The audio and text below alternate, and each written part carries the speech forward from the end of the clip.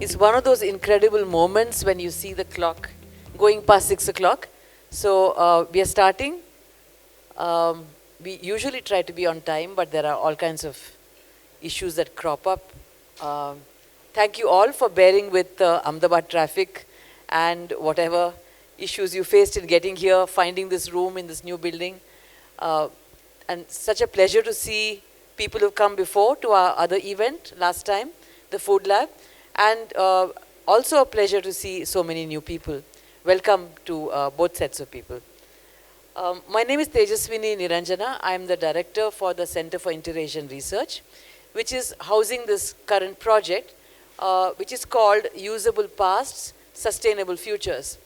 And you can see from the title that what we are trying to do is think of ways in which we used to live and not replicate them for the present, but repurpose them for a better future.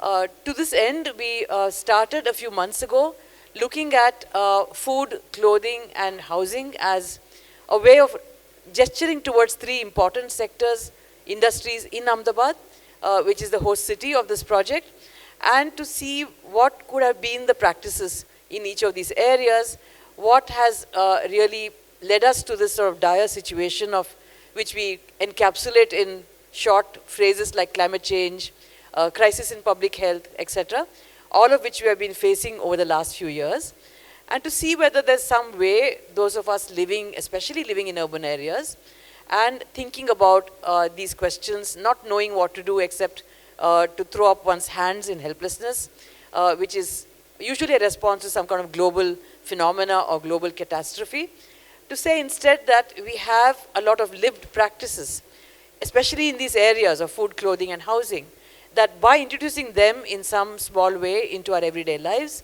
we can perhaps help to mitigate some of these, the bad effects of climate change and the crises of public health. So to this, with this in mind, I had managed to meet some remarkable people who are my local anchors for the three projects. I have Purvi Vyas, an organic farmer who was the anchor for the Food Lab. I have Archana Shah, needs absolutely no introduction, especially to people here or anywhere, as the clothing lab anchor. And I have Sejal Patel, who is a professor of housing at CEPT, as my housing anchor. We will be announcing the dates quite soon.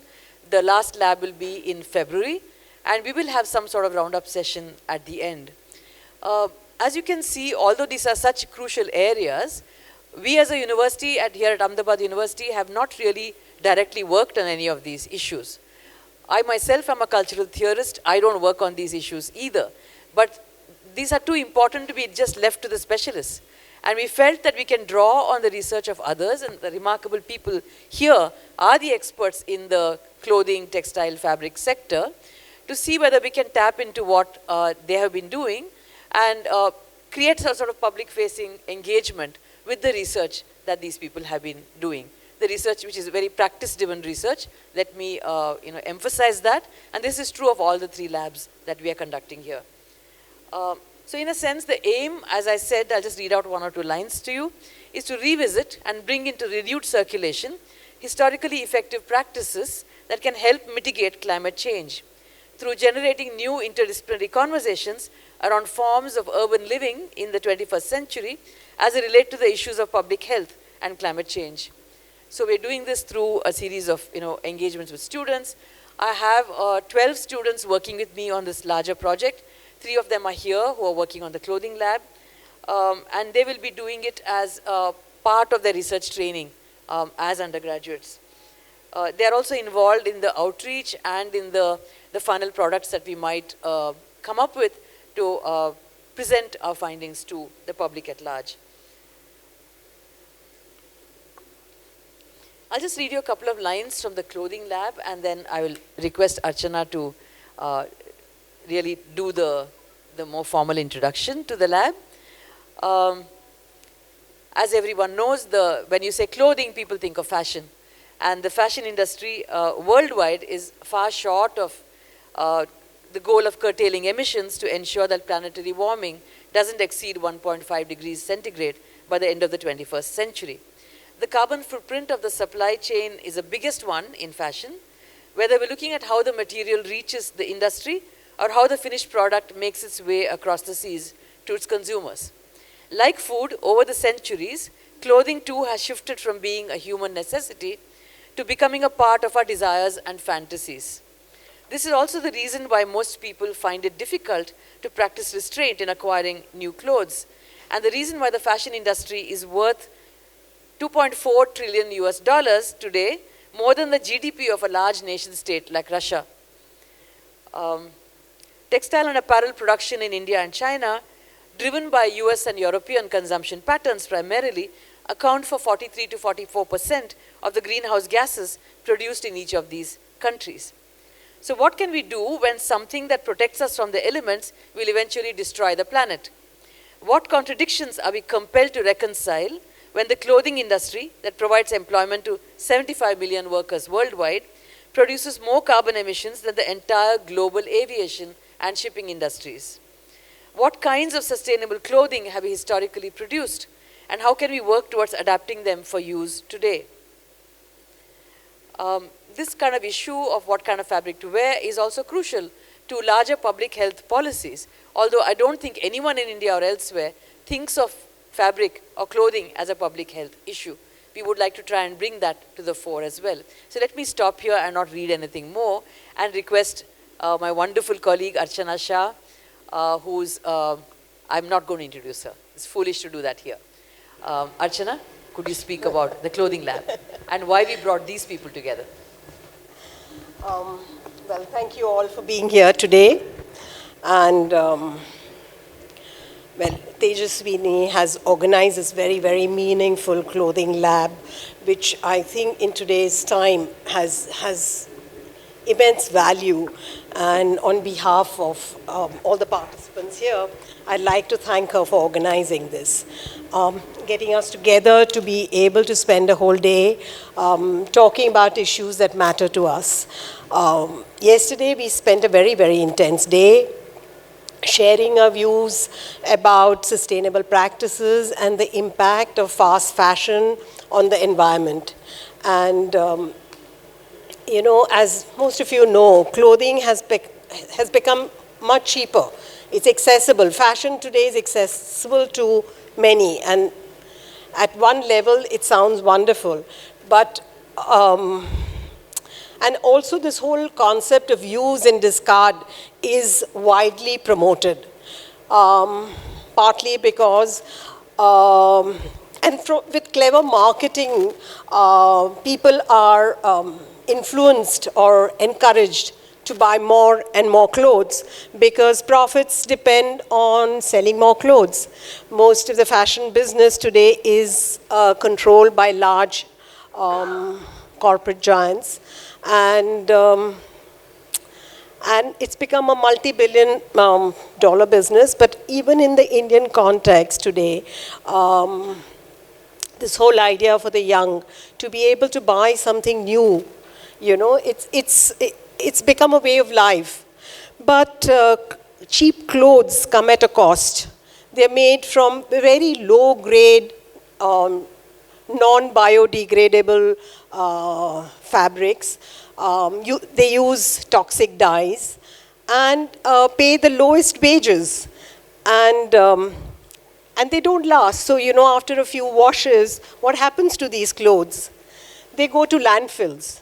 And millions of tons of these discarded clothes reach landfills, creating mountains, you know, new mountains of waste.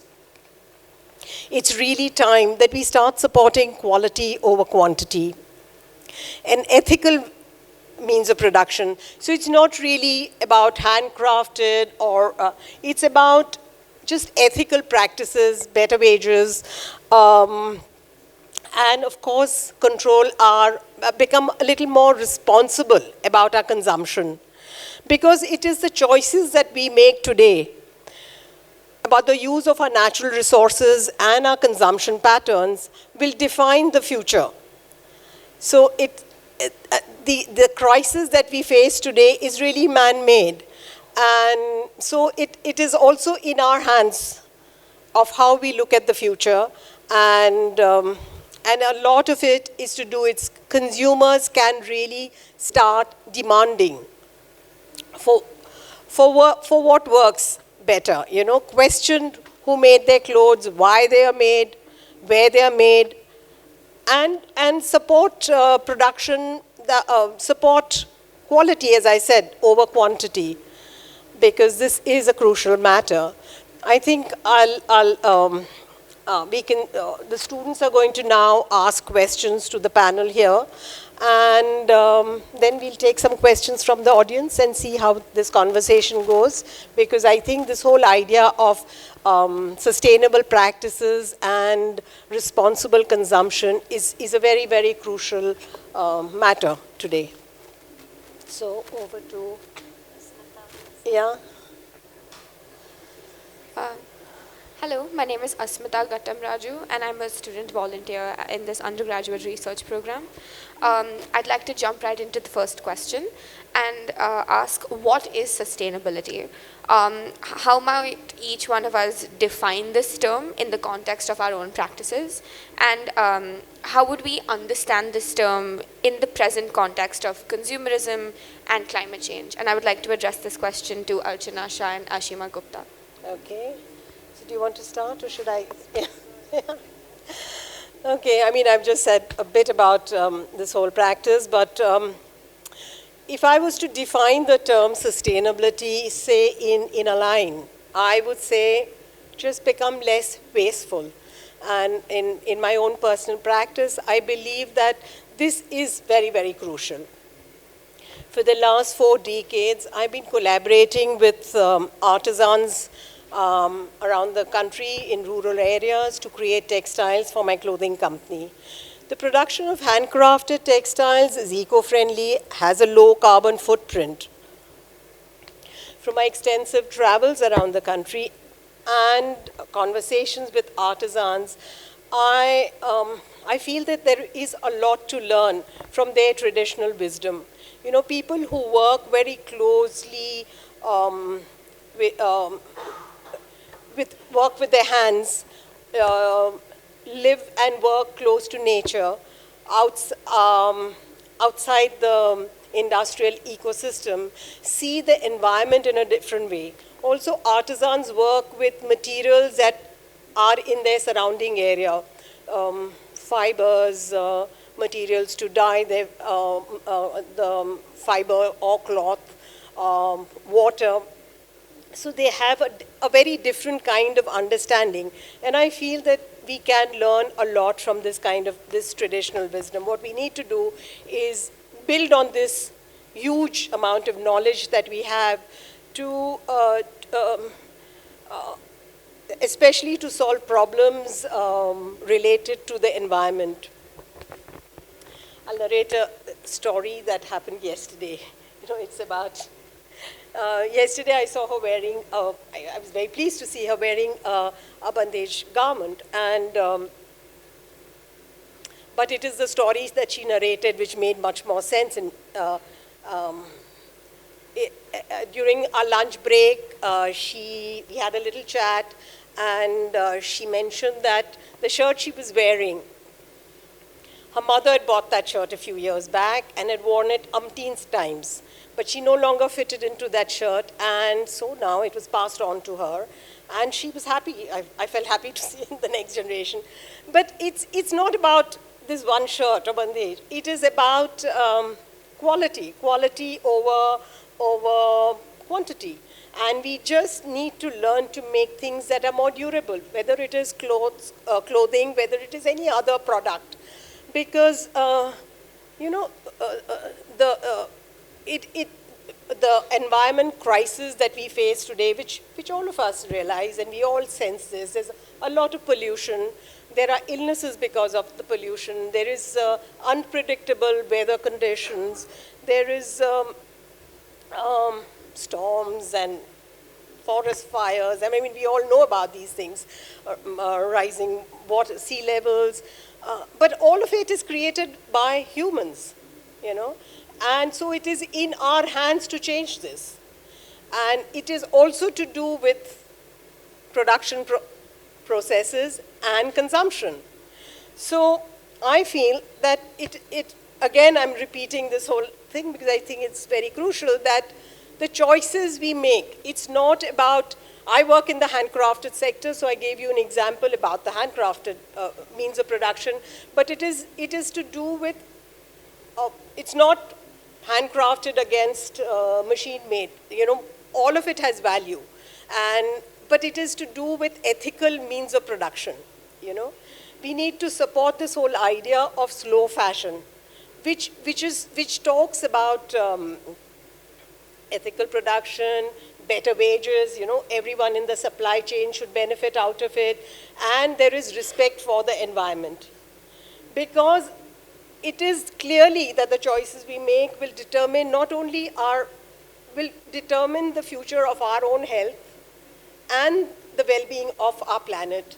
So it is really, and I see a lot of young people here, it's really, really in your hands. You need to start questioning and thinking about consumption and demand. And I think that the people consuming is much larger than the people producing. So I think the onus is on the consumer. So does this somewhere?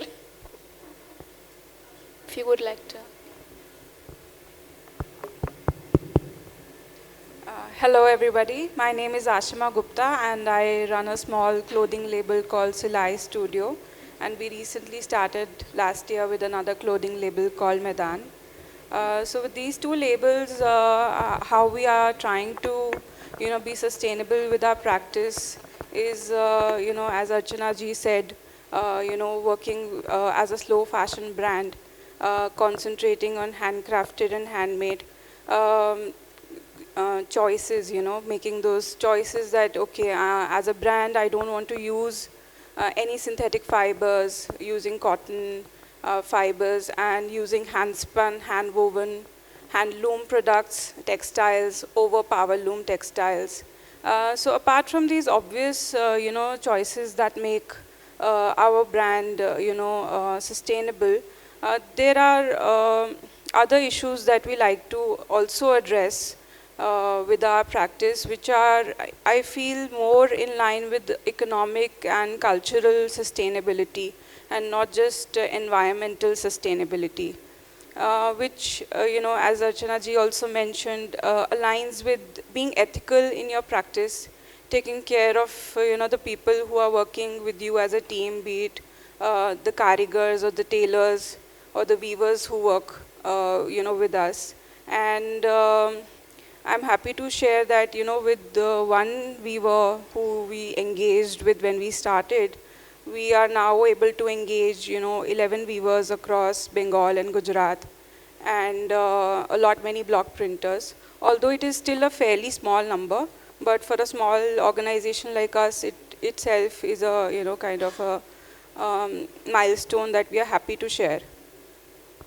And also ensuring that these people who are associated with us get work throughout the year. It's not just a one-time engagement.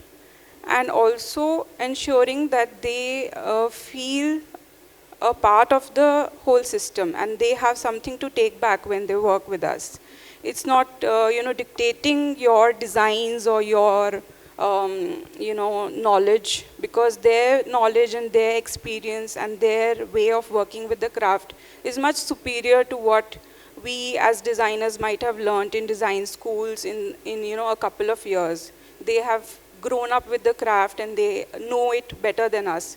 So collaborating with them in a way that helps to empower them more, and they can take that learning forward for other projects that they might be doing or other things that they might be involved with apart from our work. So that is something that we really try to focus on. And sustainability is being widely now used as a marketing tool and a marketing gimmick. So as a brand, a couple of years ago, we consciously removed the word sustainable from our, description, and we started using slow fashion as a better description, because sustainability ultimately depends on the consumer. How much you are able to consume, how much you are able to reuse, recycle, that defines sustainability more than me just using sustainable materials to develop my line of clothing. So we consciously removed that word to, kind of not be in that, so sort of a trend that's going on, that, I want to be trendy because I'm a sustainable label.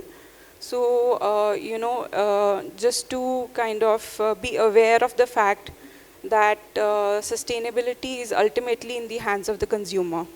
And somewhere we need to educate the consumer through our stories, through our narratives, how we are communicating ourselves as a brand, that, okay, this is in your hands, and you have to make that choice that, okay, I'm buying this piece of clothing.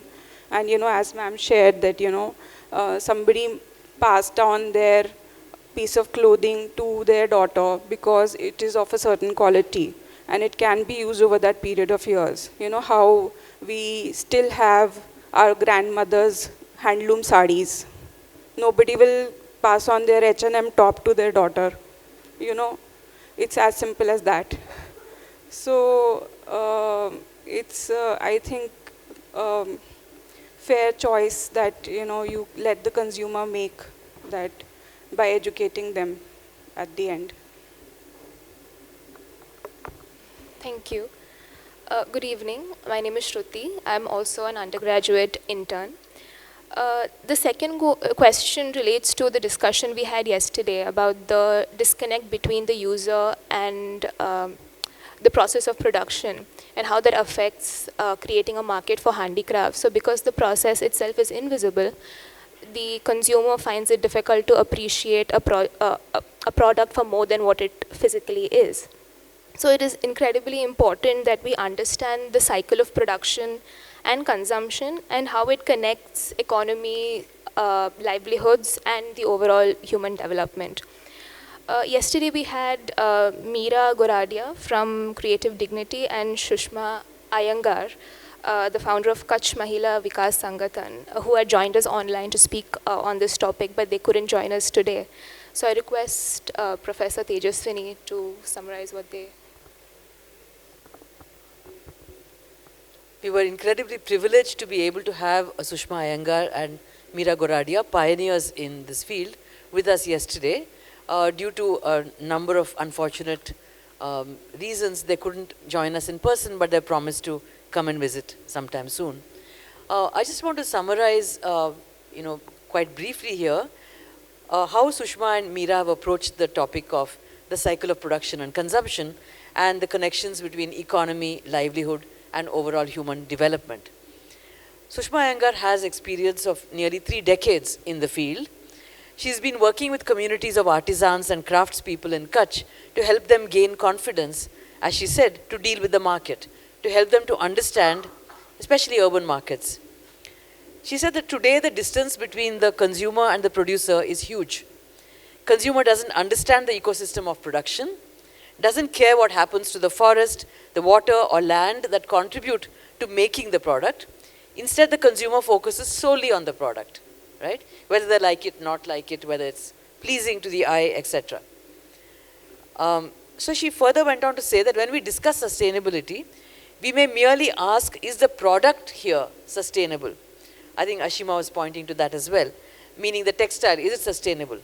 Instead, said Sushma, we need to ask whether the entire ecosystem that produces the textile is sustainable or not.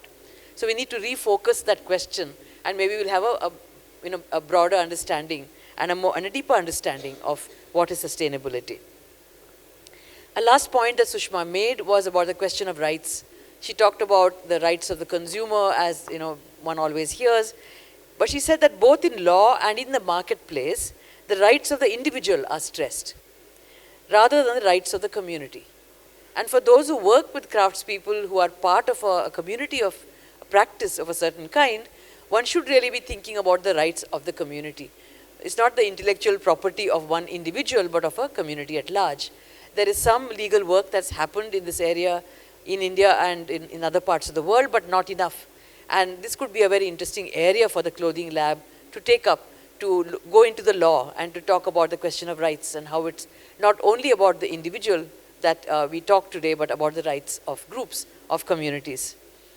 Coming to Meera Goradia's views on some of the same topics, she was one of the founders of Khameer in Bhuj, that many of you would know. She's now involved in a platform called Creative Dignity, which is a pandemic initiative.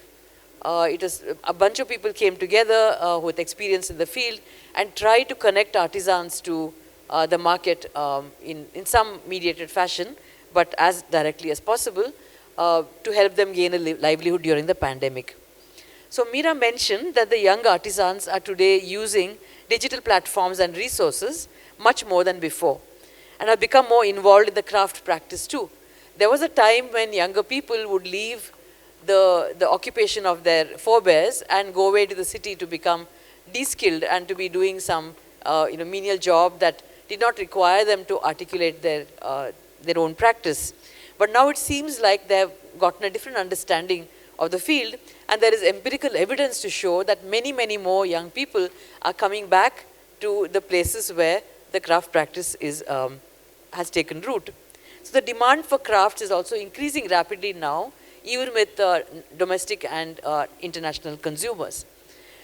Meera's argument was in many ways maybe a criticism of the romantic idea that there is the producer and there's a consumer and one should directly connect them, because earlier the producer only produced for his or her village or his or her family, right?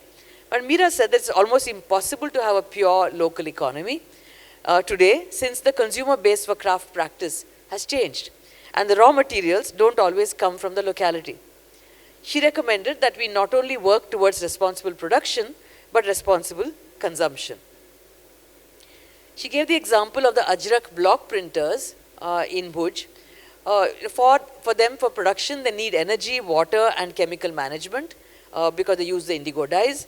And the block printers have today, by using a few simple measures and reorganizing their workflow, have actually cut in half their usage of firewood and water, and have really made their craft much more sustainable. From the consumption side, Meera recommends that we all reduce our consumption by 30% at least. She then concluded by talking about the socio-cultural capital of the artisan or the craftsperson. She said that people who are doing something they love and something they are very good at will have a sense of well-being, a sense of connectedness to the community, and pride and self-confidence about their work, because income then cannot become the only measure of how well they're doing.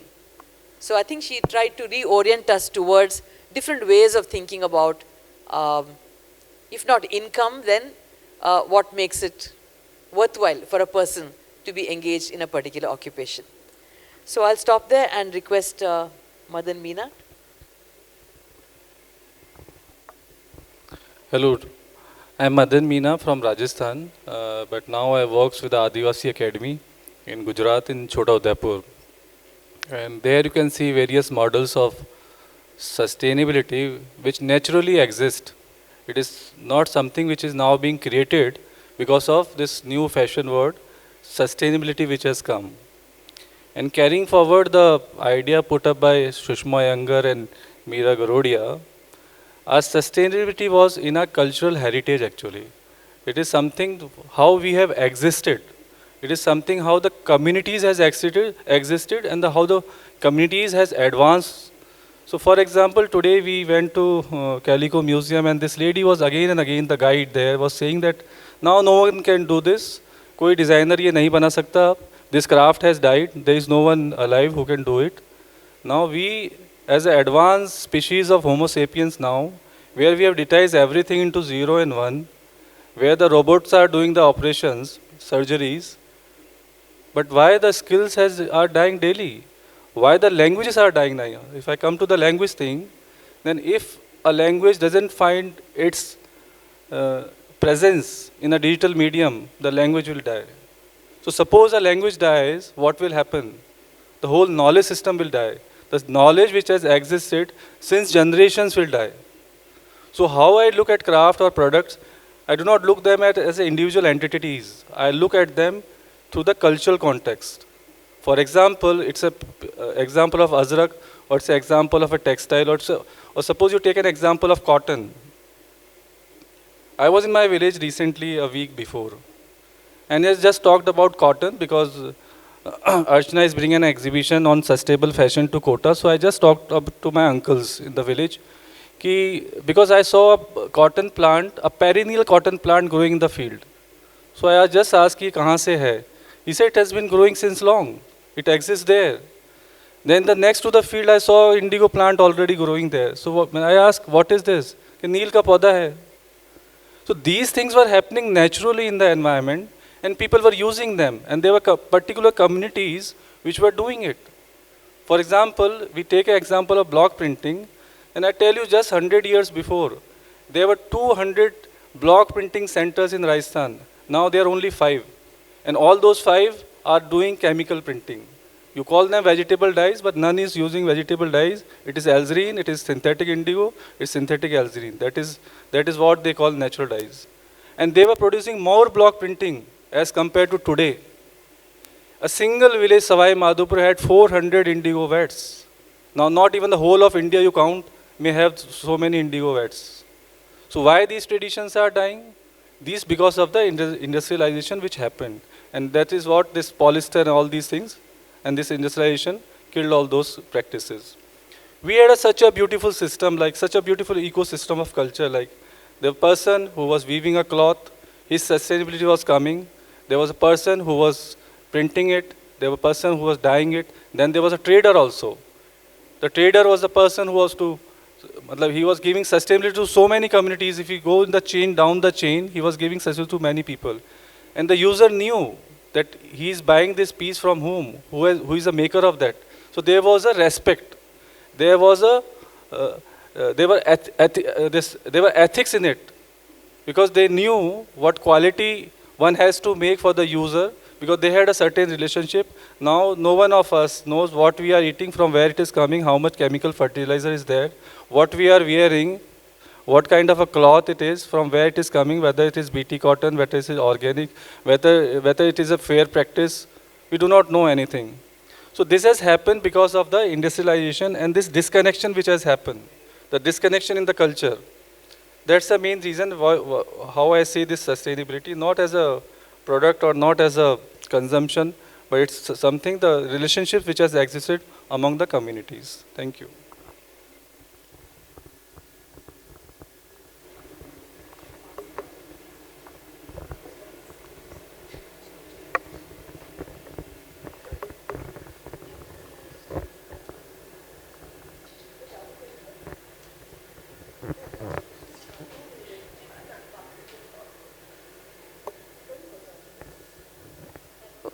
Hello.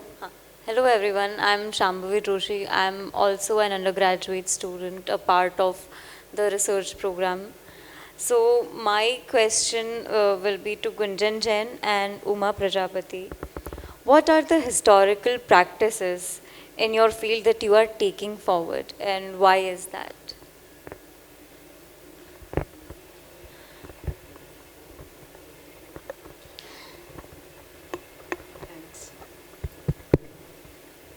Thanks. So I work in the space of craft for last almost 14 years. And my primary region is Orissa. I run a small label by the name Vriksh. And we work with handloom weavers in Orissa and other parts of India. In my practice, mostly I have addressed sustainability from the aspect of human cost as well as environment cost. Environment cost, of course, looking at mostly the materials, so the processes and the materials that are involved in producing textiles, which have low carbon footprint, are as locally sourced as possible within the region.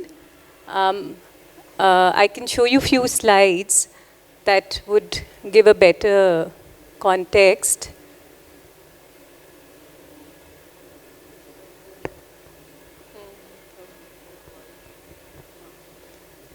I'll take that. Satvik, can I request you to change the slide to the next, please? Next.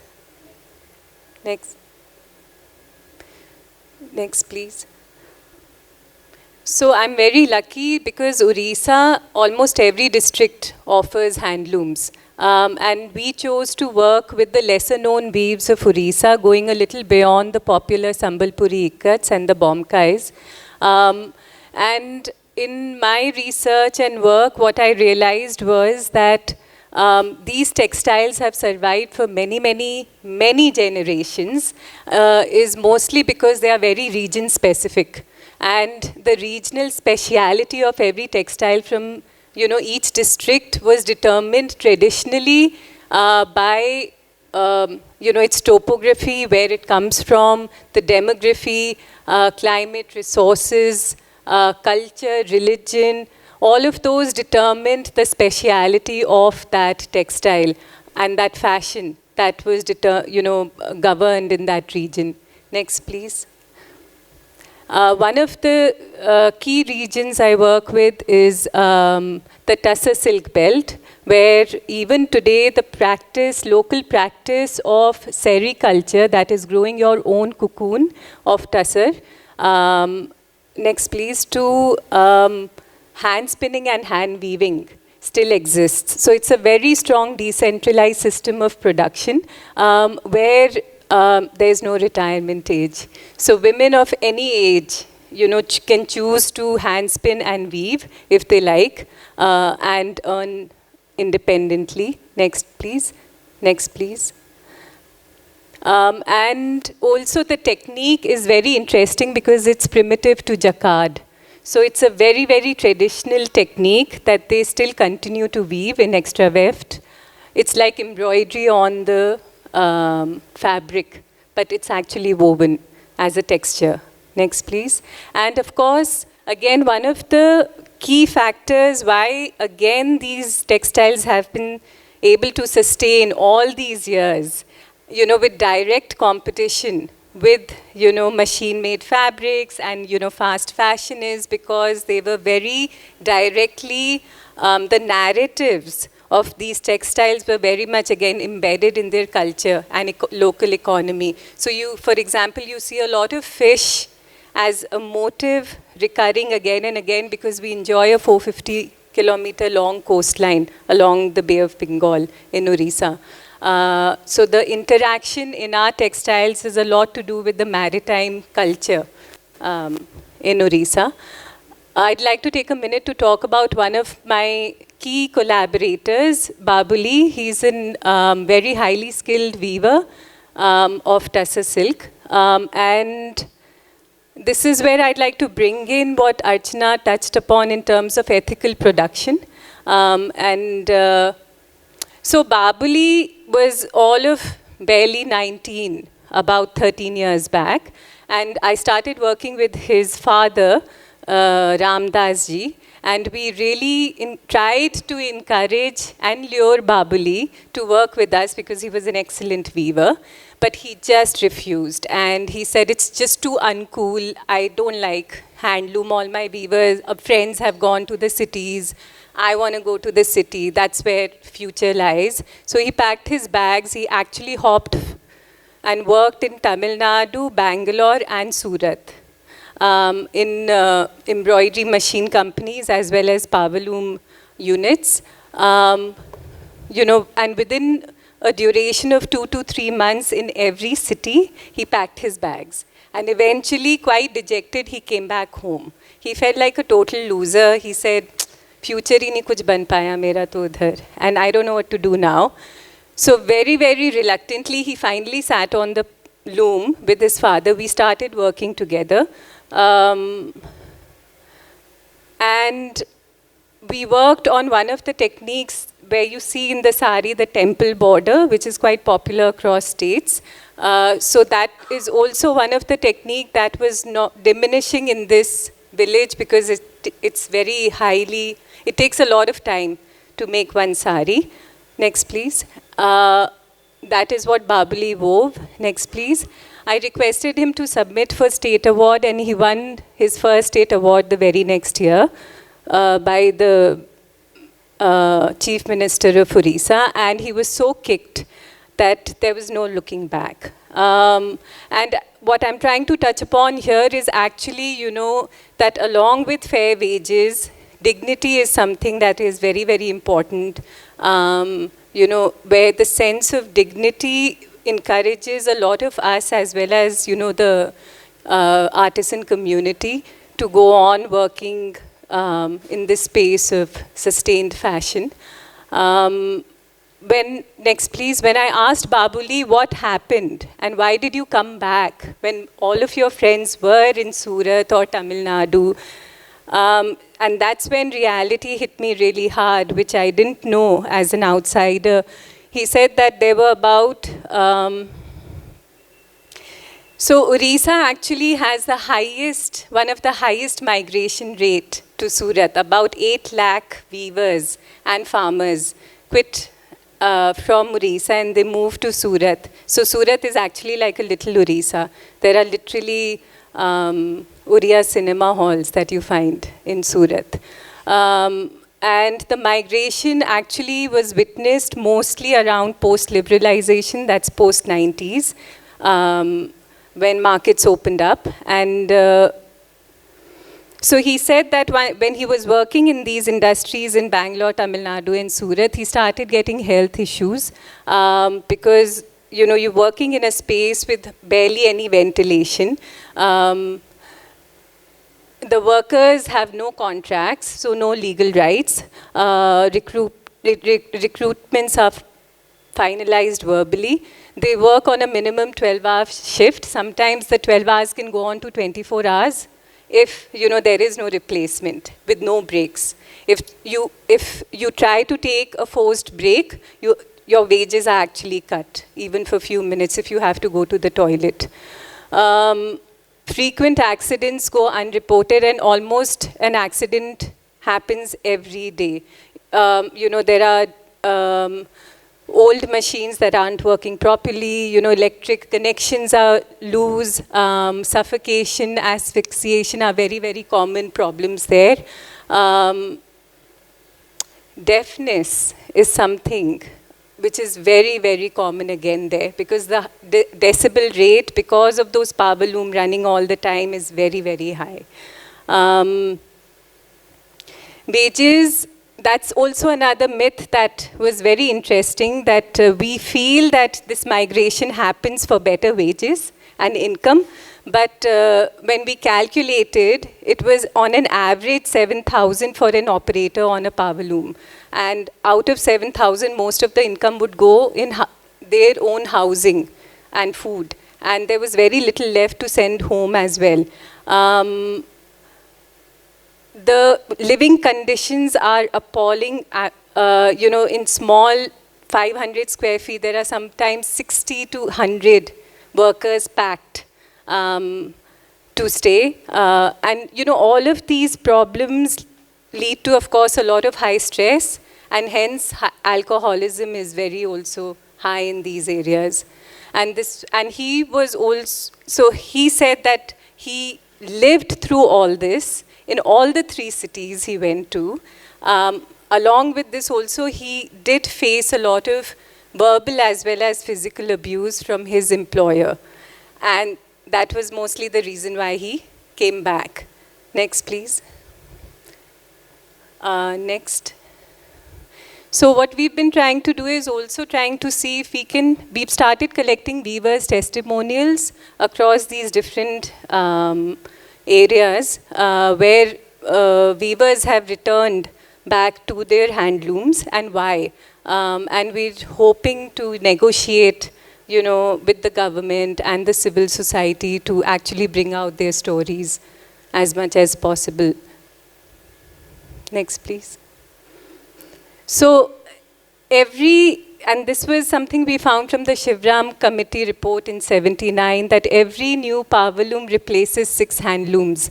And when we say 6 handlooms, each handloom conservatively gives employment to up to 4 to 6 people, because generally a family is involved working on a handloom. So on an average, if you're looking at 6, 15 to 20 people are easily displaced and, are left unemployed the moment one power loom replaces in that area. Next, please. And this is something we see in history that is repeating again, which we've seen already during the Luddite movement. Next, please. The other area that I work with is in ikat, which is quite popular from Orissa. Next, please. It's a tie and dye resist technique on the yarn and then woven on a handloom. Interestingly, the markets for some of these ikat textiles still persist in the temples. So there is a very strong religious connect to some of these textiles. What I'm coming at is actually the narrative of these textiles, again talking about the cultural relevance of these textiles, which has made them still stay today and keep them relevant. Next, please. And we've been working with some of these. Next, please. There's also a small Buddhist community that we find in one of the regions, Manya Bandho, where these textiles are produced, and you see these symbols of the elephant, lion, lotus, which are very, again, symbolic to the Buddhism iconography. Next, please. So my work is a lot related to highlighting the cultural significance of these textiles, but offering it to a new market space, because I come from Delhi.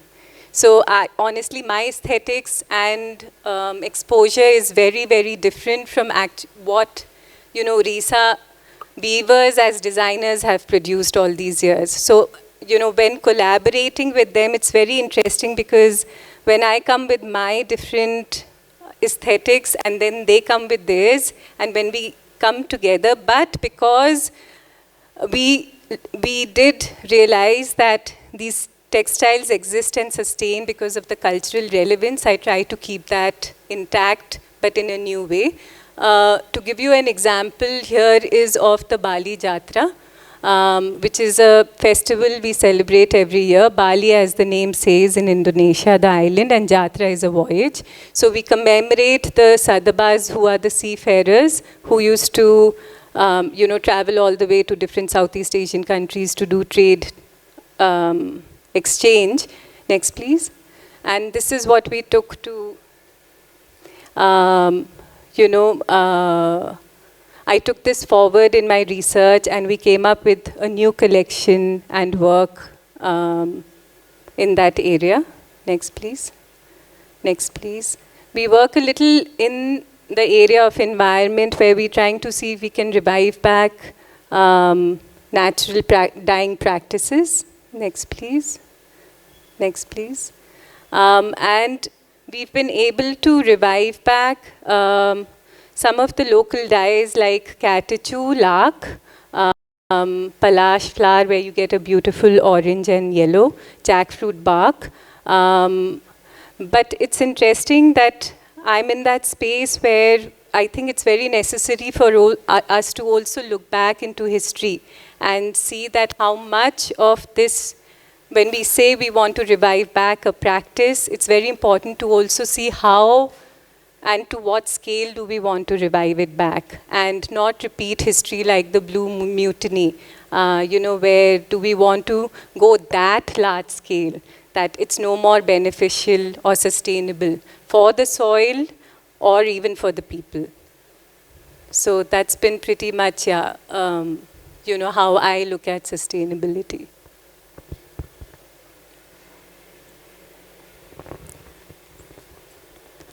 Hello everybody, my name is Uma Prajapati. I come from Auroville, South India, Pondicherry. and I run a conscious clothing brand called Upasna, and I have been also into fashion activism for a decade and a half, and what really impacted me was to see what my country is right now and this extreme state of farmer suicide in India.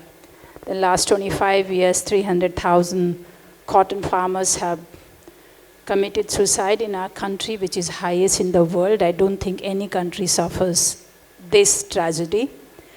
And same time, we are one of the large consumer of fast fashion, and what I saw the gap was that most of the time we did not see that act of wearing clothes it can be a very empowering space.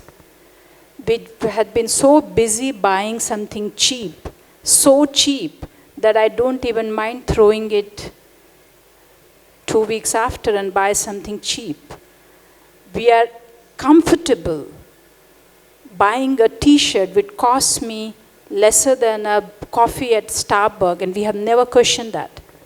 We have never questioned that when I buy on discount in the market, I sign a MOU which says poverty should exist, not in front of my eyes, but behind.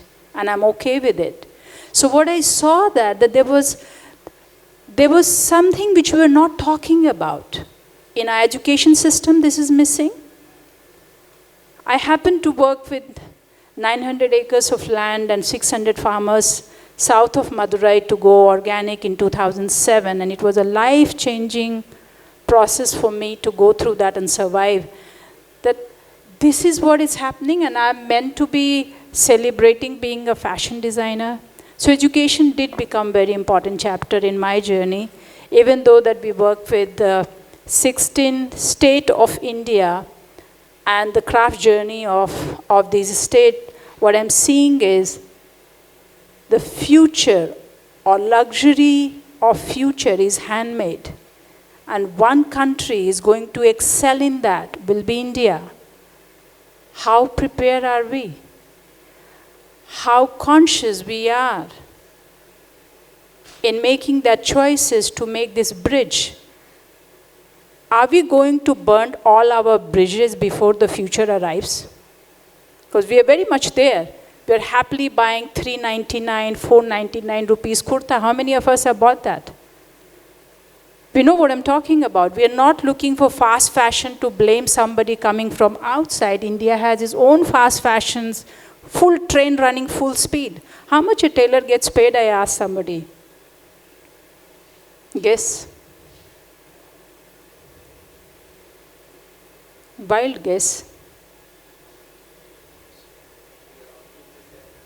No, give a value. It's a human life we are talking about and living wages and dignity of it. What it would be, guess? 30 rupees a kurta. So somebody has to make at least 15 of them to be able to send school their children, right? So that's the speed. That's where we are pushing people to. And guess what is happening? It's 9 to 11 rupees. So the person, we are pushing this pressure on the community to what are we promoting while doing that? What? So the irony of it is that we are into society which has far more resources today than ever it had been, but making very poorer choices of using them. And that's a question. That's a very, very big question. As a consumer, we need to look at it. What are we buying and how are we being comfortable about it? As Archana puts it very nicely. What I also saw that our handloom sector was very, very unorganized. So they say, kahan se kapda, cotton, where do you buy from? And I have been working with the farmers and getting organic and looking into supply chain. That two things we are talking about. One is the chemical deposit into the sector, which makes us one of the highest polluting sector. And the second thing is the poverty is so rampant. And we are okay with it. So the contribution in this sector for me had been, one is to working with the community and making very fundamental shifts where it took me 10 years to have Tamil Nadu or southern region of India using handloom with organic thread. They were so unorganized, or you can't reach it to. So that I felt that that was a very, very significant entry, and my learning of getting into fashion activism and getting into seed movement, that 97% of India's cotton seed is genetically modified. So as a nation, we have 3% of the seed left with us, which we can claim is that it's ours. That what does it mean? The farmer can simply sow that and have their own seed for the next crop. In reality, a cotton farmer has a very high pre-farming cost today, which has never been before. So what does it mean? He even goes to take a bank loan to buy seed, which is almost 200 to 300 times expensive. Before there was no cost to the seed. So we are paying, all the money is going to Monsanto's and US and fancy places on the cost of farmer. 5,000 crore seed market we have in India and that's what, and where does it come from? This poor farming community has to buy a very expensive seed. The seeds are very sophisticated. So we end up buying what? Insecticide and pesticide. So what happens? There's a lot of chemical gets deposited in the sector called cotton. And then what happens? If anything, and the seeds are fragile, they are a bit like very sophisticated, so they are fragile. So this guarantee of crop is not there, apart from what's happening to ecology. So guess that. This is like really putting a poor farmer to the very high stake. And if anything goes a bit off, he drinks the same poison and he dies. That's what is happening in India again and again. So what I see is that there is an ecology at stake, there is a community as a stake. Gunjan is bringing the whole cultural part of things in the stake, and at the same time future is waiting for us. Luxury of future is handmade, remember that. So I'm also part of the seed movement in India, and we just hope and work towards that in our lifetime, this 3% seed of indigenous seed of cotton in India can go 30%. A beautiful example is Khamir, Kala Cotton, Gujarat. And that has a lot of work has happened. There's a lot of work happening across the country. And I'm mainly focused around in southern part of India. I personally believe that this act of wearing clothes can be very powerful, very empowering, if we just give it a chance, if we just make it a little bit more conscious. Not shy away. I hear a lot saying, oh, I stopped buying. No, that's not an answer. Conscious buying is an answer. Invest into what our country is producing and excelling. Put your money into that.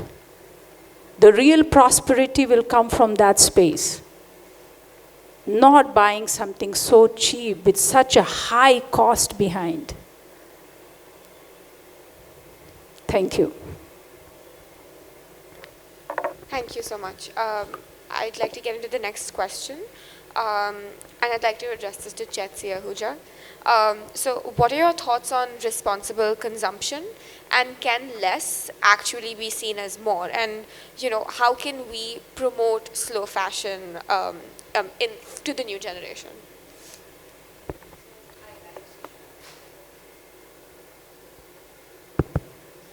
Hi everyone.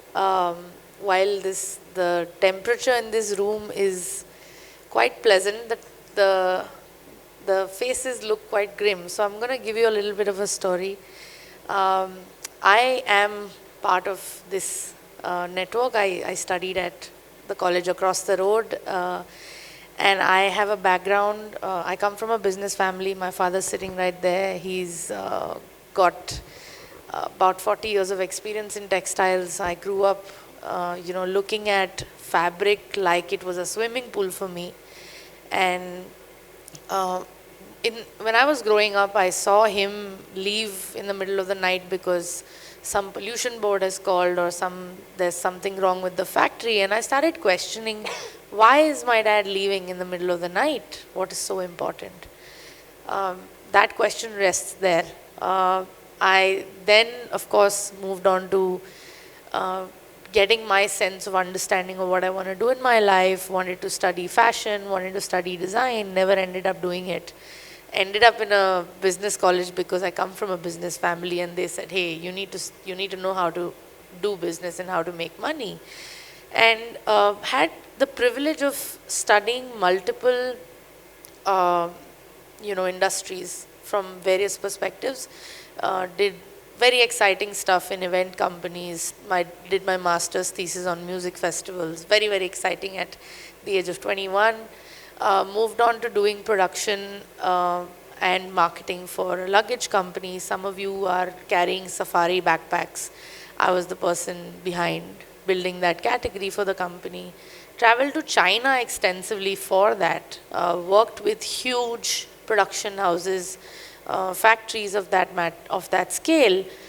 And I also then dabbled into fashion, worked with Tommy Hilfiger for a bit. And I was very curious as a person as to what is driving all these people to, buy so many objects and, consume so much.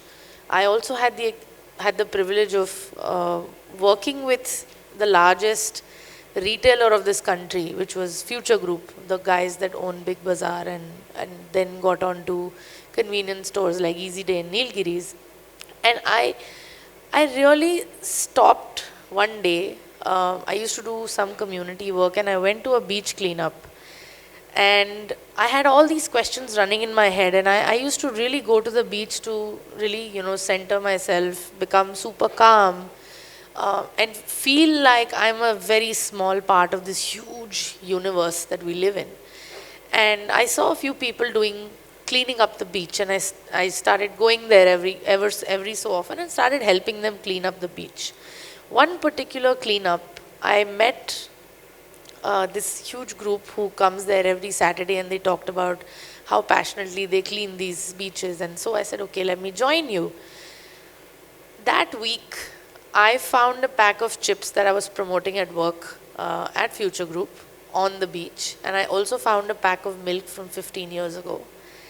And that night was my tipping point. I couldn't sleep. Even today, when I think about it, I get teary. And I was in this state of shock that what are we doing? I was a 27-year-old at the time. And I realized that I don't want to contribute anymore to this waste. I don't want to create more waste, or I don't want to support the idea of overconsumption.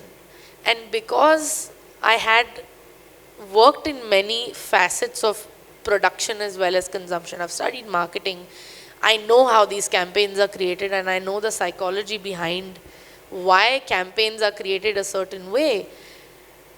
I wanted to use that knowledge to bring something of value. I started obsessing over production processes, understanding what is a better way of creation, consumption, and afterlife. And that's when I started watching every possible documentary on Netflix. I took up every possible course that was freely available on Coursera or edX or any of those. And I came to realize that sustainability needs to be approached not from one craft or one company or one product category or food, clothing, and housing individually. It's actually a systemic shift that needs to happen. And that systemic shift has been happening in our country, in our city, in our world, at a level where we cannot imagine. This whole movement of sustainability is consumer-led. Consumers have started asking questions, and that's the positive thing about all of it. You see companies putting out press releases. You see sustainability as a word plastered everywhere on hoardings, saying this hoarding saves so many trees, or this particular tap saves 80% water. You will see it everywhere. Now, there are two sides to that. One is that change really happening? And is that change really making a difference? Now, I'm a very, very skeptical person.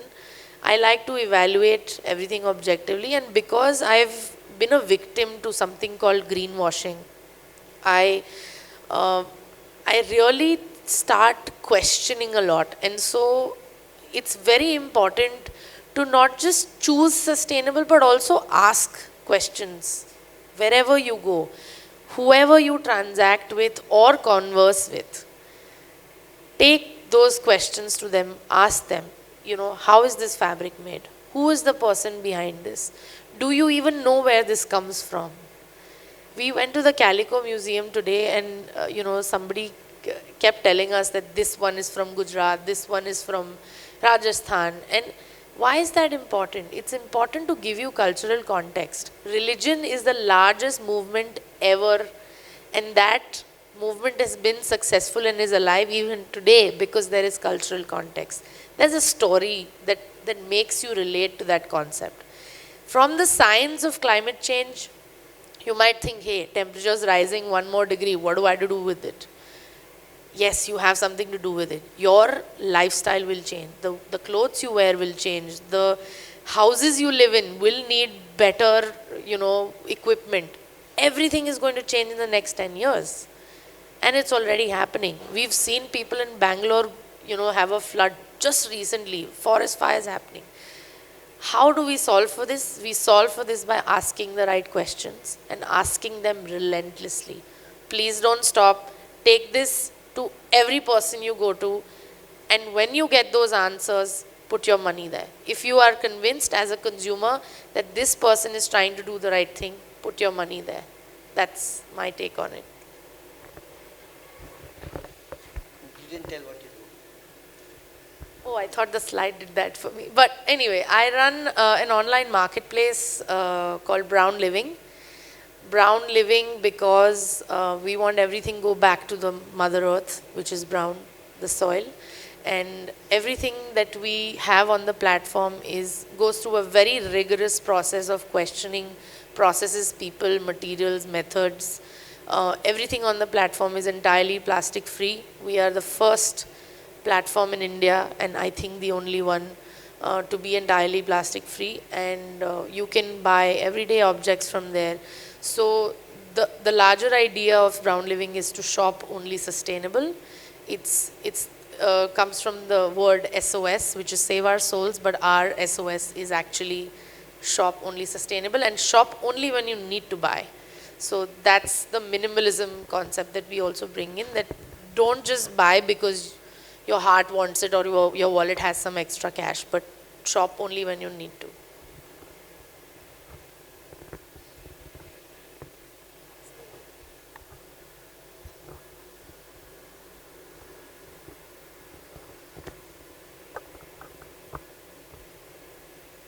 Thank you, ma'am. So my question will be to Sohini De. If media advertising promote certain lifestyle choices that aid consumerism, can they also be used to communicate concern about the consequences of such choices? And I feel it's very relevant because these days, as we had a discussion yesterday, a lot of information we have, not knowledge, information that we have is from social media, and we do not know whether to trust it or not, and how do we interpret it?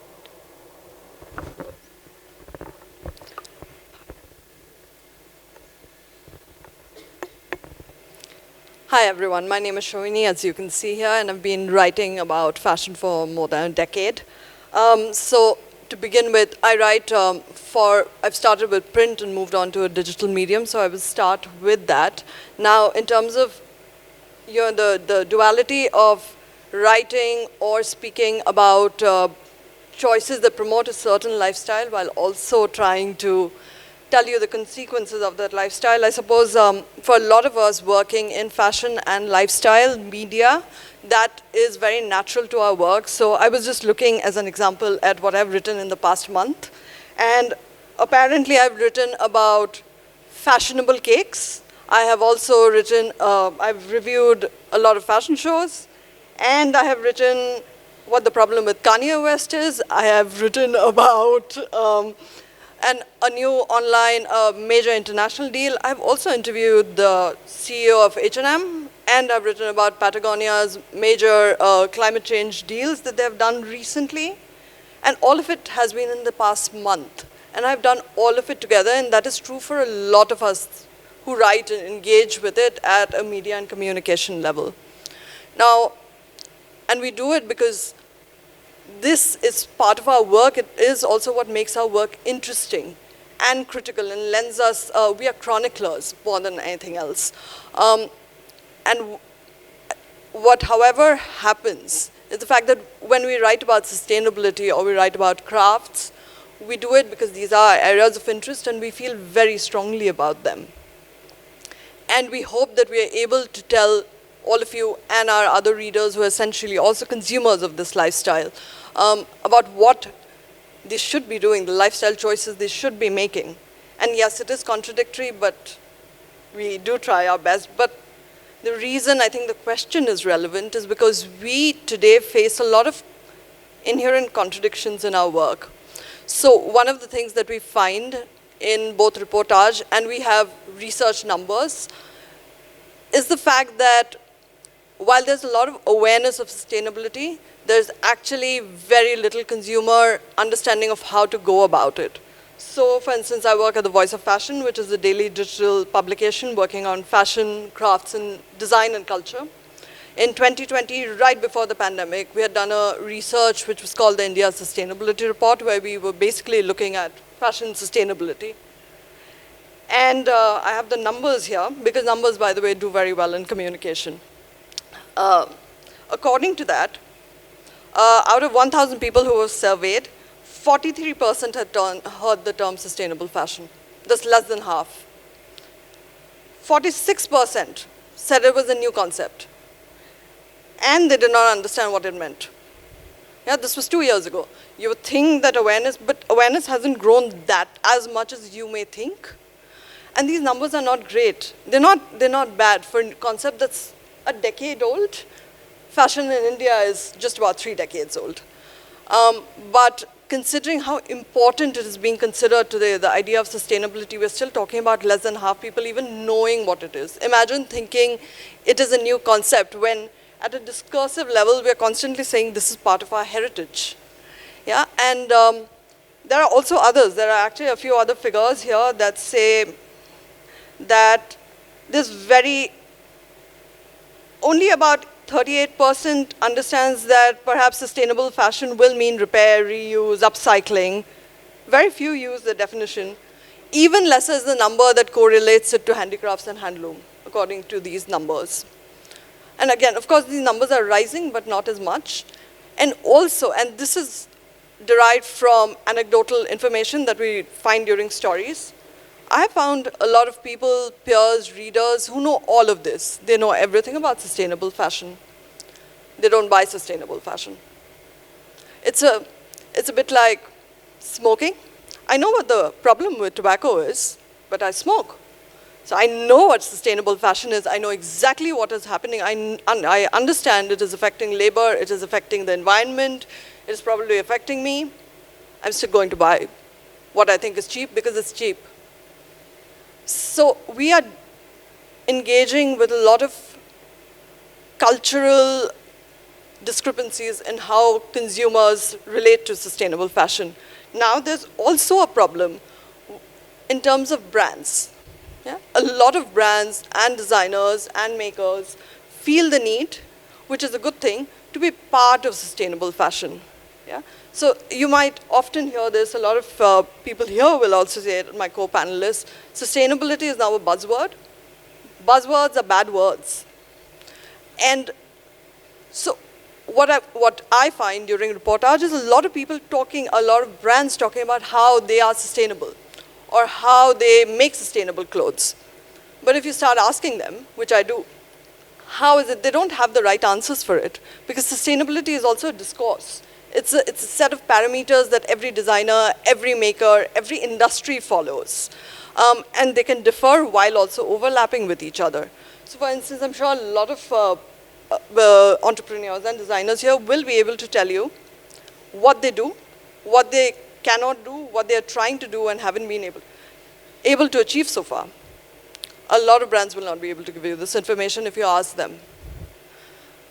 And so between the lack of awareness among brands and among consumers, we are dealing with huge knowledge gaps here.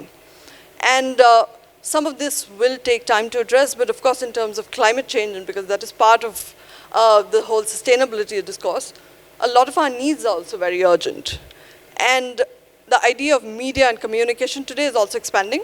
So my work is not the only work you will engage at as a conventional media. You are looking at social media. You are looking at branded content that is also coming to you through social media, through other internet platforms. And those are huge. They are not being necessarily made by the media. They're being made by brands themselves. They're being made by independent creators, influencers, or digital creators, as we call them. And a lot of them are speaking about sustainability. And a lot of that may not essentially be able to fulfill these parameters that actually make sustainability so important. And a lot of that is also advertising, except advertising today is becoming more and more editorial in nature. And our lines are blurring. It is something that we as media personnel face every day.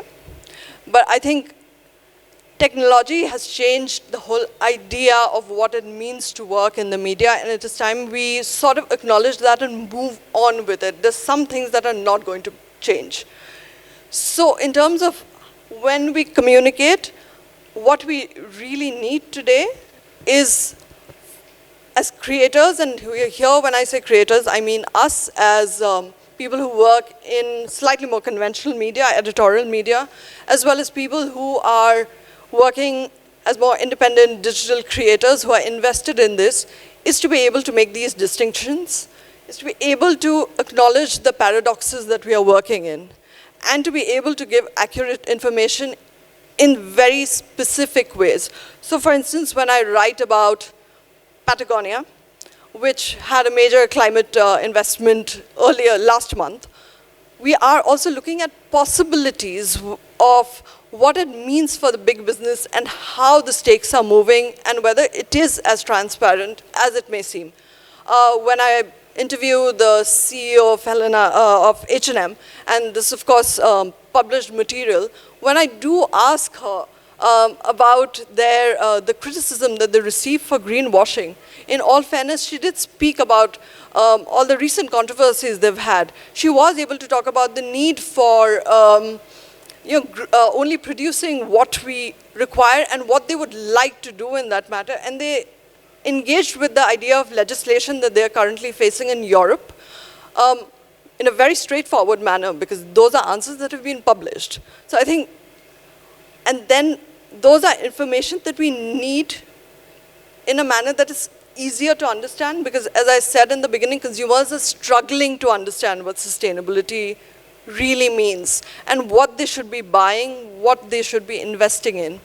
So for instance, as consumers, when we are looking at branded content, I personally think that a lot of the work we do is more critical, but a lot of the content that we see online today is directed towards buying. It takes you into websites, into various platforms through which you can make purchases. That is part of who we are now. That is our digital ecosystem. So perhaps what we need is a certain radical transparency in that. You need basic information. For instance, who made my clothes, as Fashion Revolution asks, right? But yes, but how were the clothes made? Like some of the questions that were asked here, like maybe we should start asking very specific questions. So not just who made your clothes, but literally, so lovely clothes, organic cotton, are your dyes natural? Are they chemical free? It can be all of it. Maybe your clothes are polyester, but you should know what it is. And maybe they're power loomed, maybe they're hand loomed. And this is what we need at a communication level. What we first need is so that we are able to understand what we are buying or what we are consuming. And then the conversation can perhaps move to more evolved stages of discursive sustainable fashion, so to speak. Yes. Thank you. And I'd like to address the penultimate question to Anuj Sharma. And the question is, can we think of ways in which we can connect issues of public health and climate change to the specific clothing-related practices engaged in by you? Hi, my name is Anuj and I live in Ahmedabad. I have a brand called Button Masala.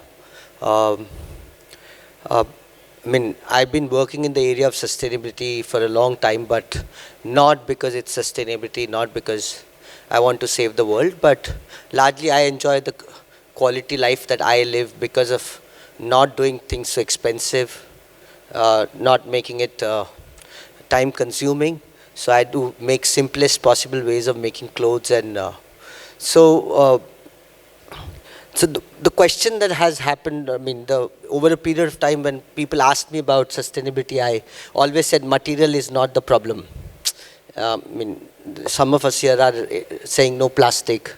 I always say if I have to go out and it's raining, do I put a cotton cover on my phone or do I cover plastic?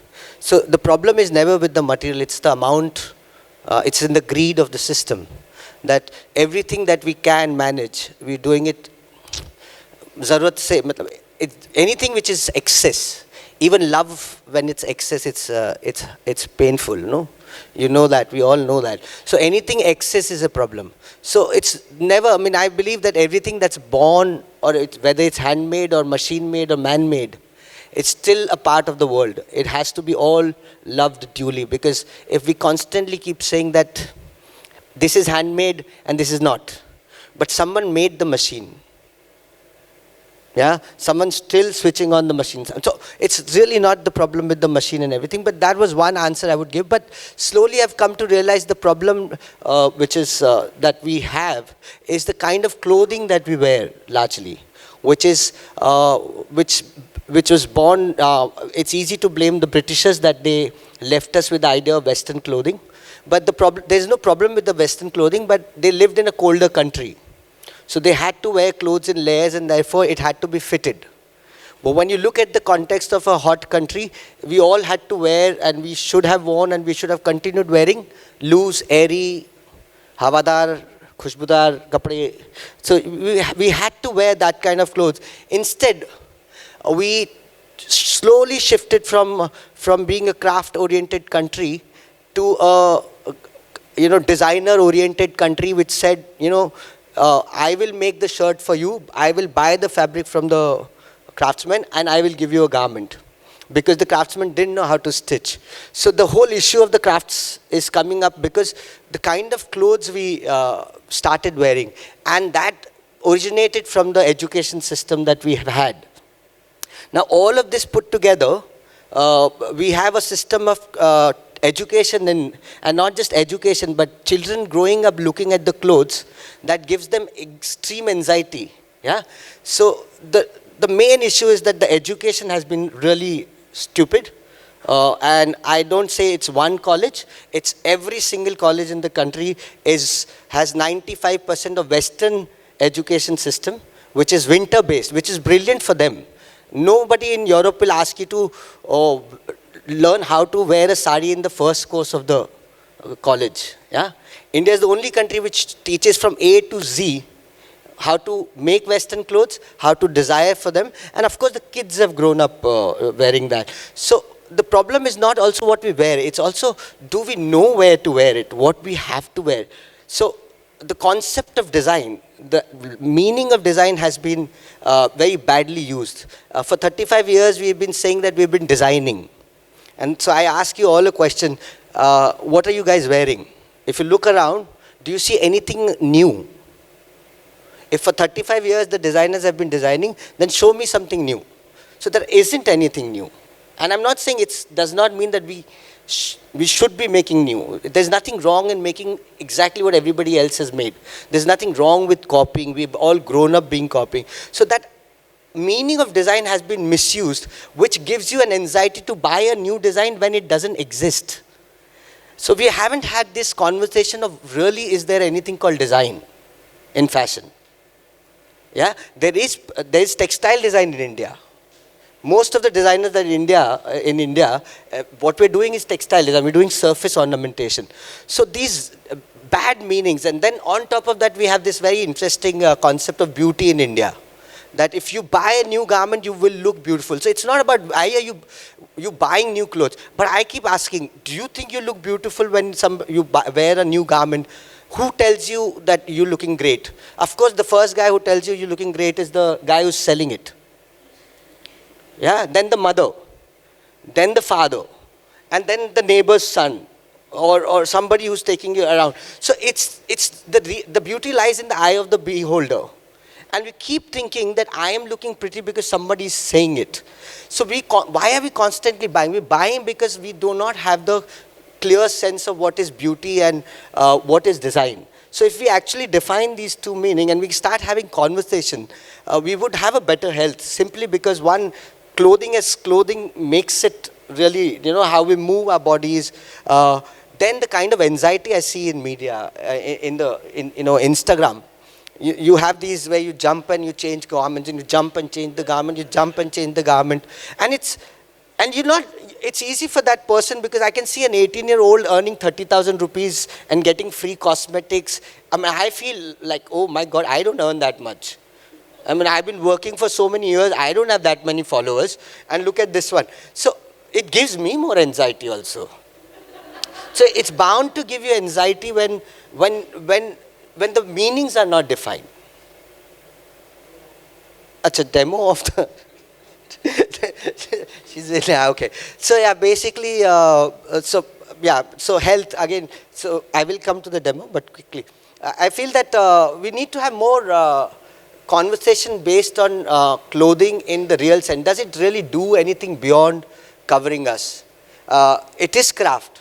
It is aesthetics. But how much of it really does matter? Because the moment you start realizing तुम जैसे भी हो ऐसे ही दिखने वाले हो, भले तुम भूरा पहन लो, लाल पहन लो, नीला पहन लो, जो है वो जिसको अच्छा लगना है वो, like, you automatically start feeling comfortable in your own skin. And I think the larger issue lies in the adhyatma of it. Like, I don't want to sound like a guru, but or preacher in that sense, but this is the truth, that we don't look at it as, we have not connected clothing to the sense of how it touches us, what it does to you really. Do you want good looking people around you, or do you want good behavioral people? And most students would say they want good behavior people. So I asked them, do you ever design clothes based on that? They say never. And that's why we behave like that, because nobody is designing our clothes. Nobody is imagining, and nobody wants us to behave well in the clothes. They just want you to look good. And that's what is happening too. And it's not possible to look good. So I think the language has to change in the way we understand what clothes does to us. So it's not just the material or we're never going to be able to kill the environment. It's only the environment that's going to kill us. So I never really bother about that, because, it's okay if we die. We don't really have to survive. We're not that good as anyways, so it's okay. But while we're alive, even just this generation of us, are we actually have the right meanings to the right, things that we're doing?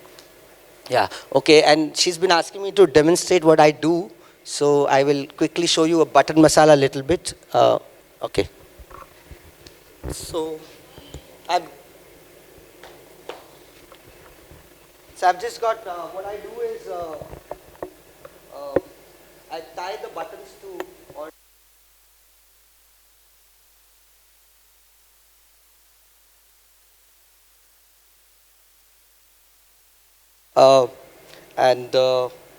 it's reversible. You can see, so how it's tied is that you have anything round that can be attached through rubber bands, and can also be tied with threads, but it's time consuming sometimes. So what I figured is rubber bands good.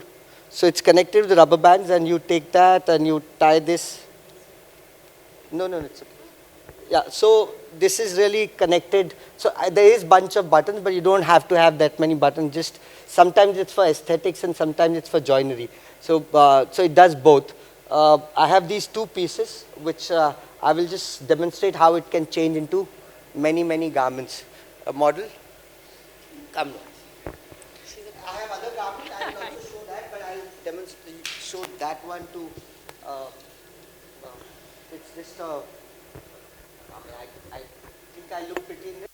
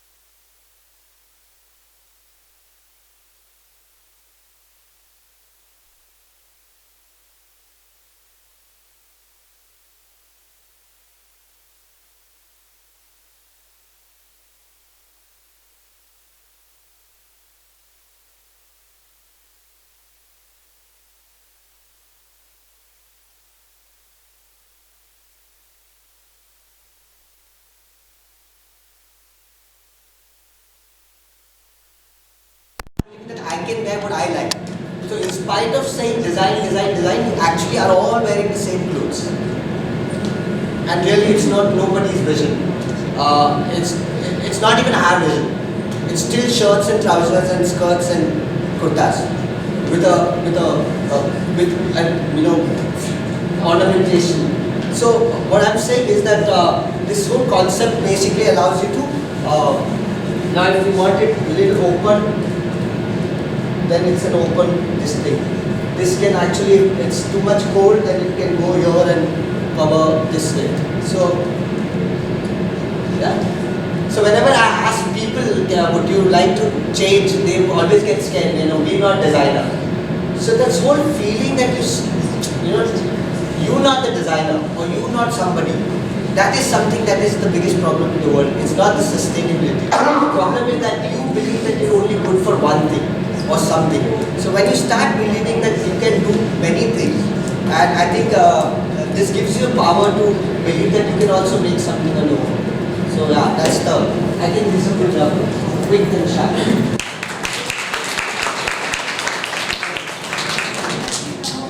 Yeah, it is. So yeah, you can wash it, put it in the machine, it lasts for long. It's reversible, one size fits all. So you can open it up. You open one line, it becomes longer. If you add more line, it becomes shorter. All of that. So one size fits all, no cutting, no stitching, no machine, no energy, and anybody can do it. So yeah, that's it.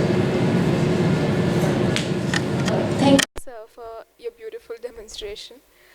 With that, we come to the final question of the evening, which is addressed to Gunjan Jain. So yesterday in our discussion, you talked about the importance of policies in tackling unemployment and migration out of the handicraft sector.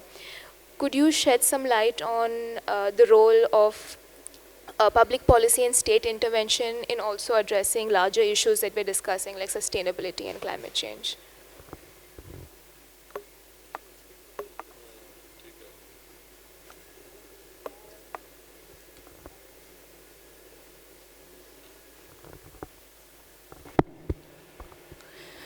So, I think in sustainable fashion, what is very interesting is that all of us not just do one thing. I think we all wear different hats. And even as civil society, I think all of us here in the room have the responsibility of wearing those different hats when it comes to conscious consumerism or production of fashion. And policy and awareness generation plays a very, very integral and important role.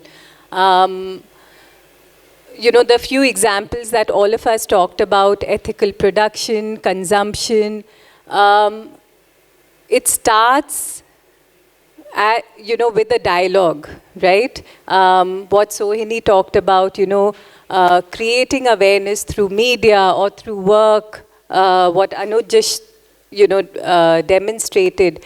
But the crux of all of this, what I've realized is also lies, in the hands of the policymakers in India and in the world.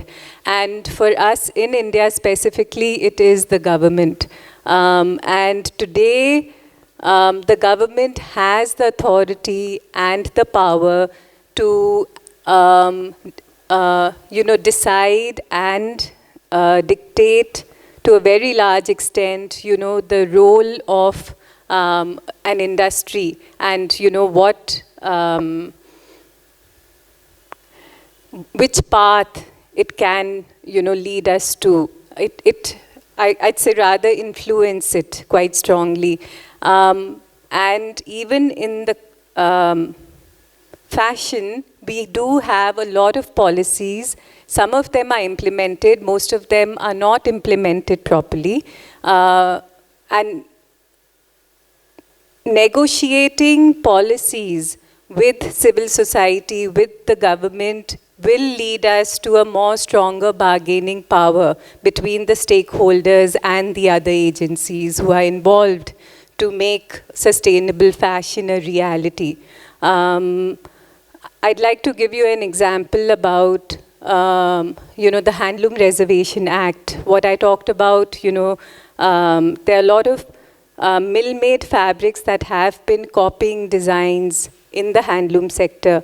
And back in the 80s, the government did foresee that there would be a day when mechanization would be so advanced that it would be hard for the handmade industry to cope with replications made by the mechanized automated industries.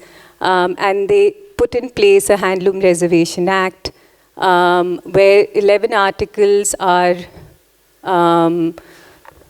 reserved: lungi, dhoti, gamcha, all your basic saris, cotton saris, silk saris, drapes, that can only be produced in the handloom sector. Unfortunately, it's a brilliant policy to protect the livelihood of almost 2 million artisans, when we also include the ancillary industries in the handmade sector.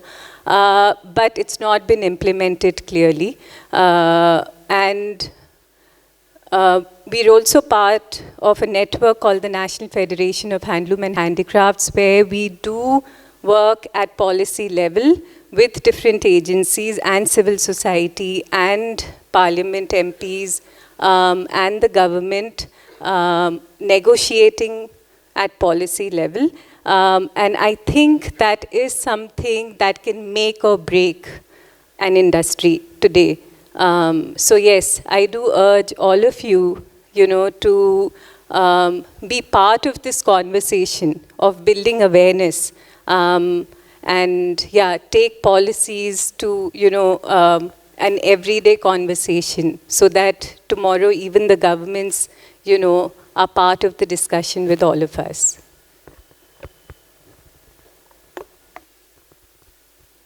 I know we are seriously over time, but I think we must take at least a few questions from the audience. So please feel free to raise your hand and just address it to whoever. Yes, please, go ahead.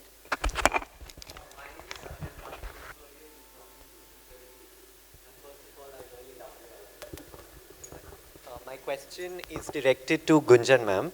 So you talked about the production process of ikat, and I remember going to the local hut here, the Ahmedabad hut, and they talk about patan ki ikat. So I'm quite interested in knowing how, the process behind it. How is the ikat formed and produced, and the designs on it, how they carved. So if you could probably elaborate on that, I'd appreciate that. So ikat comes from 3 states, Gujarat, Orissa and Andhra, primarily in India. The region you mentioned, Patan, practices double ikat, what it is famous for, what it's called patola, and it's a yarn resist technique. So it's mostly where your lengthwise the warp and the widthwise the weft yarns are tie-dyed into patterns. So it's tied, the yarns, and then dipped into dye. And when you open those tied knots, you know, that's when the pattern emerges on the yarns, and then you weave it onto a loom, and then, you know, the pattern comes alive on a fabric. So that's, you know, to summarize in short what the technique is all about, if that's what, yeah? Thank you, that helps. I mean, they are mythical magicians, you know, these ikat weavers, because it's all oral science and there's a lot of oral calculation that goes into. And as they say, the computer, the binary 0 and 1 actually came from the science of weaving. Thank you so much. Question here? Yes, please, go ahead. So a lot of the panelists talked about how quality over quantity should be valued more, and how consumers should be more educated, and how consumers, the owners should be on consumers. But don't you think the idea that quality should be valued over quantity might hold a lot of value, but the quality you're providing is very expensive. So the majority of the brands here, the clothing brands, they sell clothes, saris for upwards of 5K, 5,000. So isn't that inaccessible to majority of Indians? So even though the idea that educating consumers is important, don't you believe or like think that it relies on the producers more than the consumers?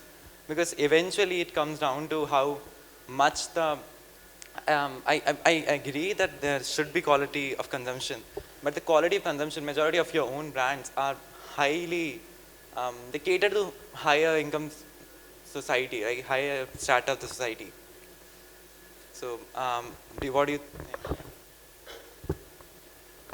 Sorry, I'm sorry to interrupt, but before you answer, we'd like to say goodbye to Madan Meena and to Sohini. They have to catch a flight.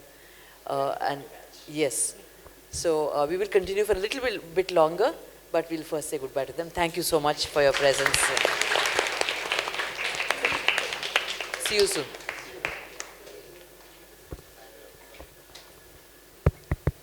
So I'd like to, you know, kind of give my 2 pennies on this. That, you know, here the less is more concept, you know, kind of applies in my basic sense of mathematics. Then instead of buying 10, you know, outfits that are cheap but will not last you more than a couple of months, it is better to invest in that one little more expensive outfit, which will probably last you 10 times longer. That's what I kind of, you know, when I was mentioning about, you know, your grandmother passing down their handloom saris. So, of course, there is, you know, a cost associated with it. But that cost is adding value to a lot of people's lives also, and it is adding value to your wardrobe also. It is not just, you know, the fast fashion that you buy ultimately comes at a cost of somebody else's life. So ultimately, as a consumer, you have to be conscious of what you're buying. And of course, once everybody starts being aware of this, the simple, you know, kind of demand and supply, you know, if we talk about economics, it will automatically come down. When more and more weavers start engaging and start producing, that novelty factor will no longer be associated with it. And automatically, you get handloom saris with your local weaver for as cheap as 500 rupees, right? I appreciate the question because it has a lot of depth. When I look at designers using the word luxury in a very, like every day, you're actually creating a desire in people's mind to, say, oh, ये मैं नहीं खरीद सकता, तो मैं क्या खरीदूं? इसी का सस्ता version. So the moment so for a lot of owners goes on us to actually not make this such an important thing also. Because when we make luxury or when we say this is the most beautiful fabric, I take a great caution in saying this is the most beautiful. Yeah, because when you say this is most beautiful, there's another level of cotton which is 30, 40, 50, 60 rupees, 70 rupees, 80 rupees meter. And I'm not talking about how it's produced, but there is a quality to it also. So when we start saying this is the most beautiful, this is the most luxurious, this is silk coming from here and this can pass through this thing, we're actually creating a sense of desire in somebody's mind when they can't afford it, which is 98%, 95% of our population can't. It is very hard to then create a sense of this thing, which is, of course, you should buy. But, So, I'm going to add, this is a very classic conversation is going on for last 20 years and more.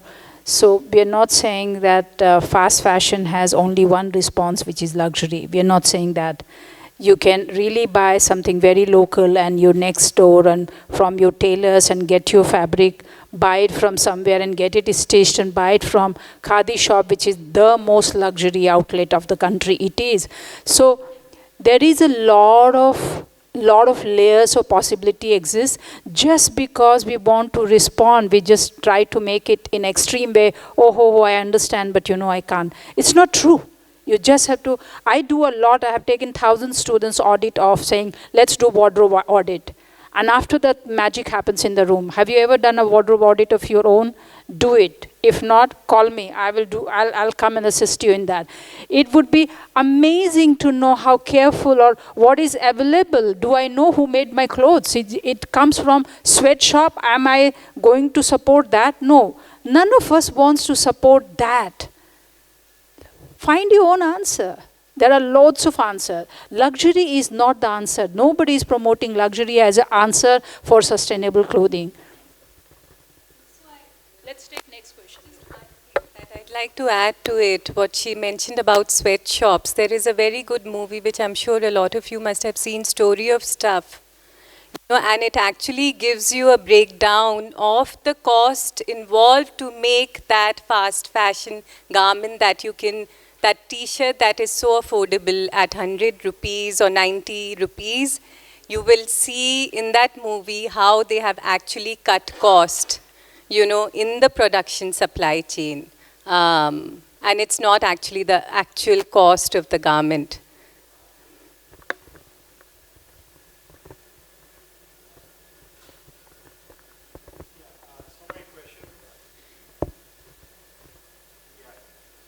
Yeah, so my question was that, like, he talked about how we should, why should we buy more costlier clothes, right?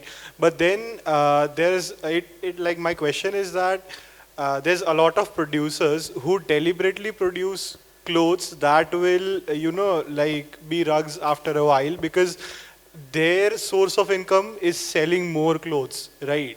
And they want consumers to buy. For example, for a classic example, like this is not related to garment industry, but in 1900s, the biggest companies manufacturing light bulbs found ways to make light bulbs that last for multiple decades, like generations, 2 or 3 generations, right? But they all mutually decided to not make such light bulbs and make light bulbs that last only a few years, right? To keep their sales going. So similar things can happen in the garment industry, and while we are talking about buying quality over quantity, the quality we are talking about is also lasting longer, right, for sustainability. But then if we are doing that for the weavers, for the handcraft industry, or for the people who are supporters of that, one thing is that they'll benefit less, because even if there are a lot of people buying that, they are selling less than the industries who are making such short lasting clothes, right? So like the economic support provided to them would be relatively less, right? So how do we get out of it?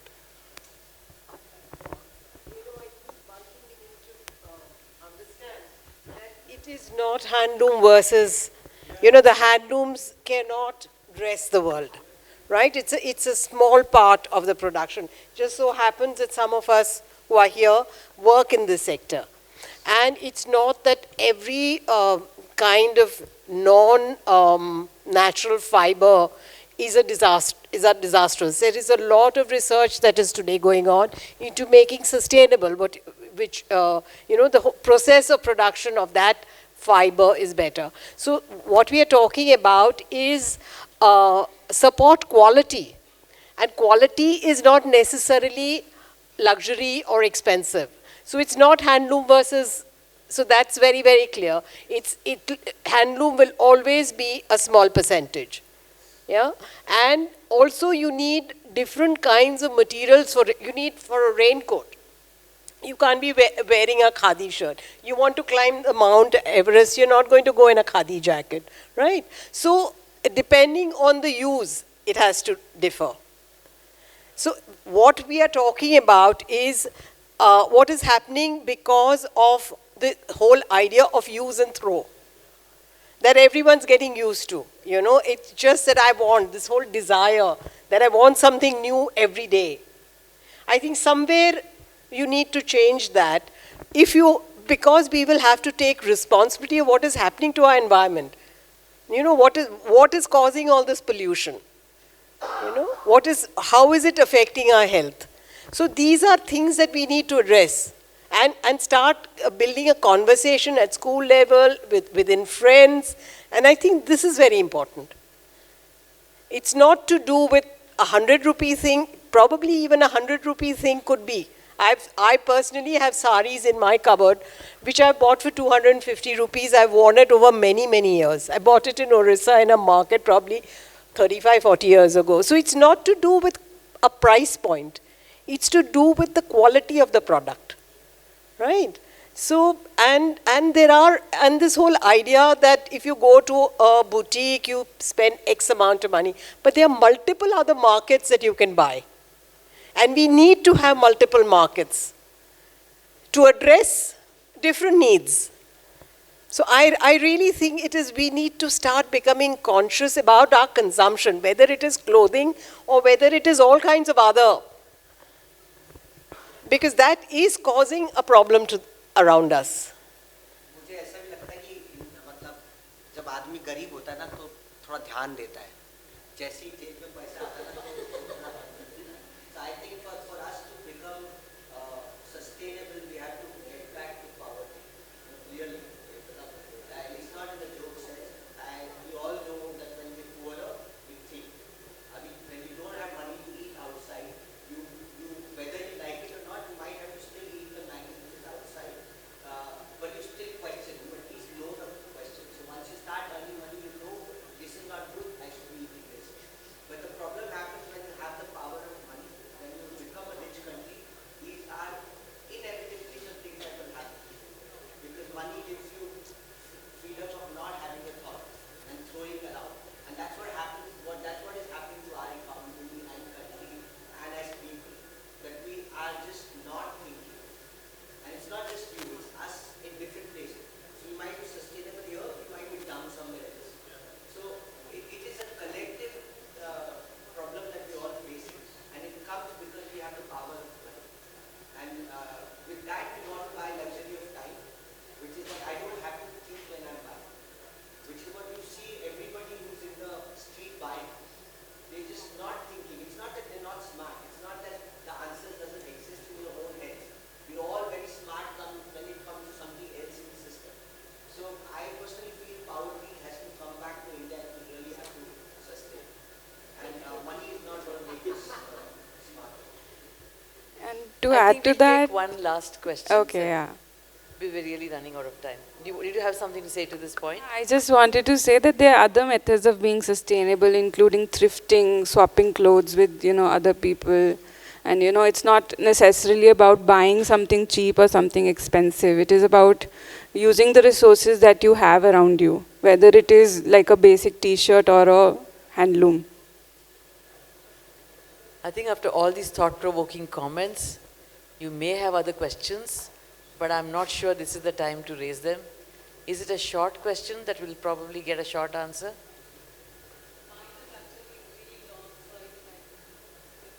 Well,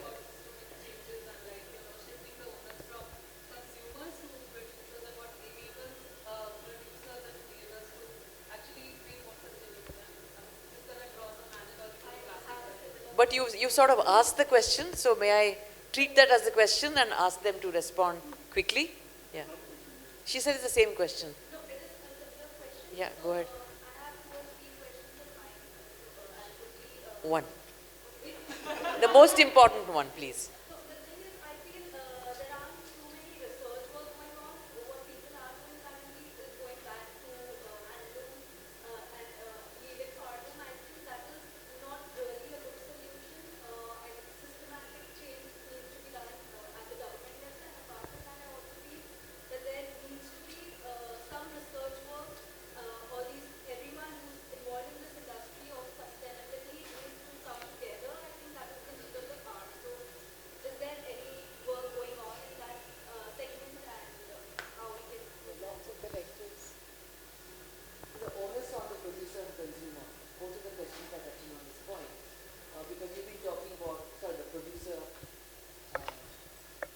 So currently there are smaller company and sustainable brands, so which is very grassroots centered brand has come together and they are creating a collective voice and marketing wing to say what they do, or rather than 30, 40 brands trying to scream about and explain. So that's started. And right now, during pandemic, this creative dignity as a forum came up to become a voice of the grassroots community is another answer to it. And there is, of course, you're right that there's a lot of research is still due to our country and to the sector to go forward. So the best thing, what's happening is that we are asking the right question. And that's the very good start as I see it.